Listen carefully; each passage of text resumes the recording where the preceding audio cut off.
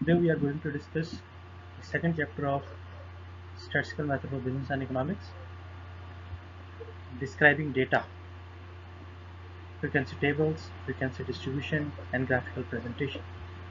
अब हम बात करते हैं frequency distribution की. Frequency distribution is a grouping of data into mutually exclusive categories showing the number of observation in each class. आपके पास अगर बहुत ज़्यादा क्वांटिटी में रॉ डाटा अवेलेबल हो, मतलब 80 के करीब वैल्यूज़ हैं जो कि रॉ फॉर्म में अवेलेबल हैं, 18, 20, 37, 38, 90, 25, 26, इस तरह 80 वैल्यूज़ अवेलेबल हैं, तो उनके ऊपर डिसीजन मेकिंग करने में आपको काफ़ी ज़्यादा प्रॉब्लम आएगी. तो उसका सबसे बेहतरीन सोल्यूशन आपके पास ये होता है कि आप क्या करते हैं, उसको फ्रीक्वेंसी डिस्ट्रीब्यूशन में ड्रॉ कर लेते हैं.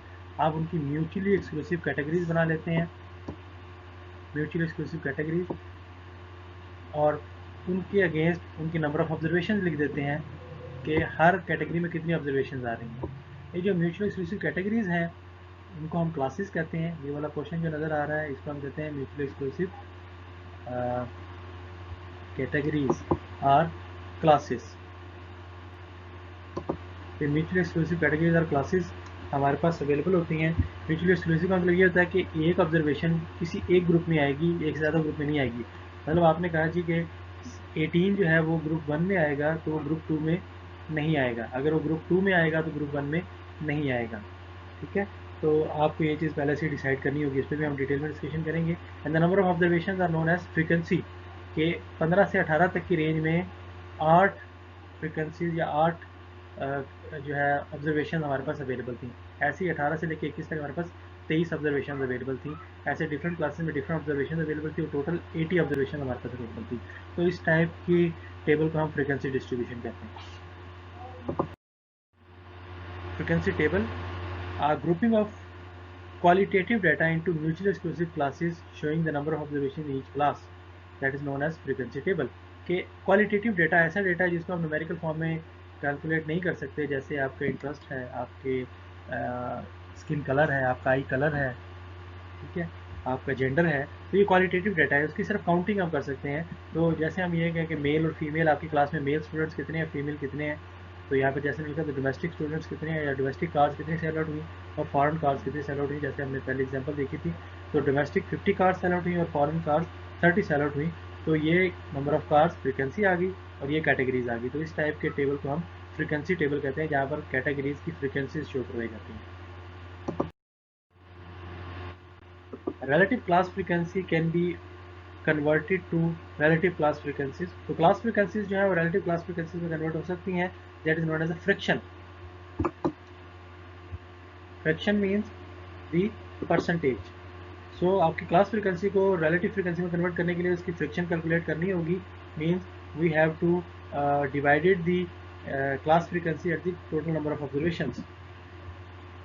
ठीक है, relative frequency capture the relationship between a class total and the total number of observations. कि उस class का जो total है उसकी relative value as compared to total observations calculate करते हैं. तो 50 को 80 पे डिवाइड करेंगे, 0.625 आंसर आ जाएगा. 30 को 80 पे डिवाइड करेंगे, 0.375 आंसर आ जाएगा. तो परसेंटेज की तरह कैलकुलेट करते हैं. 50 डिवाइड बाई 80 मल्टीप्लाइड बाई 100 अगर कर देंगे तो परसेंटेज बन जाएगी. अगर 100 पे से मल्टीप्लाई नहीं करेंगे तो वो रिलेटिव फ्रीक्वेंसी रह जाएगी. तो 50 divide by 80 is a relative frequency. ठीक है, तो इन तमाम रिलेटिव फ्रीक्वेंसी जब टोटल करेंगे तो वो 1 के इक्वल आना ज़रूरी है. तो ये रिलेटिव प्रोपोर्शन शो करवाती है आउट ऑफ टोटल ऑब्जर्वेशन उस स्पेसिफिक क्लास का. तो यहाँ अगर हम देखें तो 62.5 या 0.625 ये जो है प्रोपोर्शन डोमेस्टिक सेल्स का है और 0.375 जो है वो फॉरेन सेल्स का है. फ्रीक्वेंसी डिस्ट्रीब्यूशन जैसे हमने बात की थी कि हमारे पास क्लासेस और फ्रीक्वेंसीज होती हैं, तो उसमें कुछ चीज़ें जो बार बार यूज़ होंगी उनके बारे में हम डिस्कशन कर लेते हैं. Class mid points, a mid point that divide a class into two equal parts, that is the average of upper and lower class limit. तो आपकी जो क्लास लिमिट होती है, लोअर लिमिट और अपर लिमिट, उन दोनों को ऐड करके जब दो पे डिवाइड करते हैं तो वो क्लास मिड पॉइंट बन जाता है.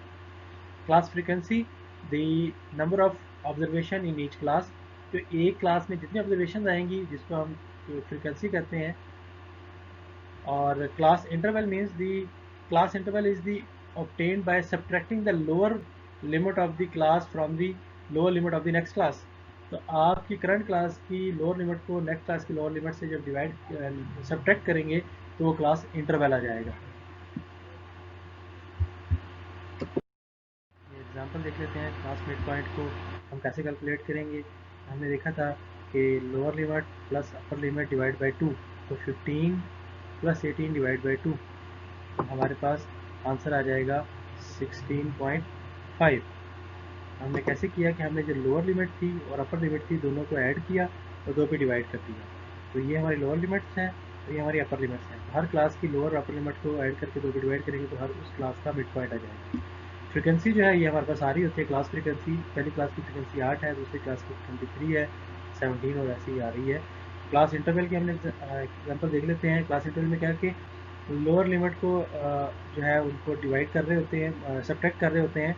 तो ये अगली क्लास की लोअर लिमिट है, ये पहली क्लास की लोअर लिमिट है, ये सेकंड की है। तो 18 माइनस 15 इज इक्वल टू 3। तो क्लास इंटरवल जो है वो 3 का आ रहा है। अब देखिए तो 15 और 18 के दरमियान कितना गैप है, 3 का। 18 और 21 के दरमियान कितना गैप है, 3 का। 21 और 24 के दरमियान 3 का।